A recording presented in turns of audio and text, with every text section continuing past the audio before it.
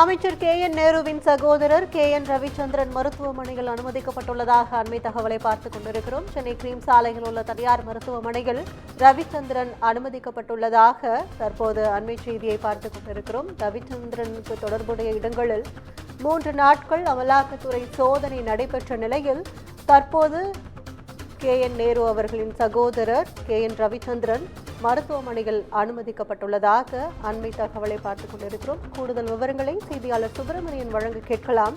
வணக்கம் சுப்பிரமணியன், இதன் காரணமாக மருத்துவமனையில் அனுமதிக்கப்பட்டுள்ளார், விரிவான விவரங்கள் என்ன?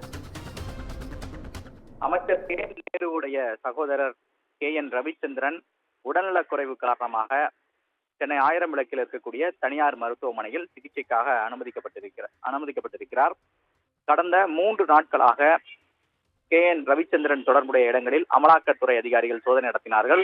அவர் நடத்தி வரக்கூடிய கட்டுமான நிறுவனம், அவருடைய வீடு ஆகிய இடங்களில் இந்த சோதனை என்பது நடத்தப்பட்டது.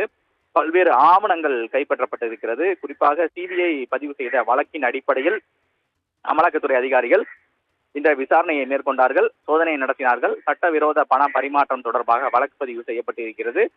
மேலும் சோதனையின் போதே ரவிச்சந்திரனை அமலாக்கத்துறை அலுவலகத்திற்கு அழைத்து சென்று அதிகாரிகள் விசாரணை நடத்தினார்கள். அவருடைய வாக்குமூலம் பெறப்பட்டது. மேலும் அதற்கு அடுத்த நாளும் சம்மன் கொடுக்கப்பட்டு விசாரணைக்காக அவர் ஆஜராகியிருந்தார். தனது வழக்கறிஞர் குழுவினர் அவர் ஆஜராகியிருந்தார். இந்த நிலையில் இன்று விசாரணைக்கு ஆஜராகும்படி அவருக்கு சம்மன் அனுப்பப்பட்டிருந்தது.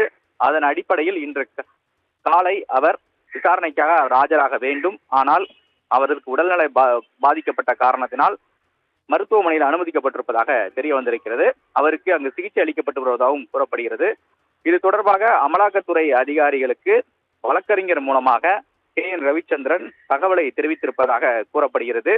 எனவே அவர் உடல்நலம் சரியான பிறகு மீண்டும் சம்மன் அனுப்பி விசாரணை நடத்த அமலாக்கத்துறை அதிகாரிகள் திட்டமிட்டிருக்கிறார்கள். விவரங்களுக்கு நன்றி சுப்பிரமணியன்.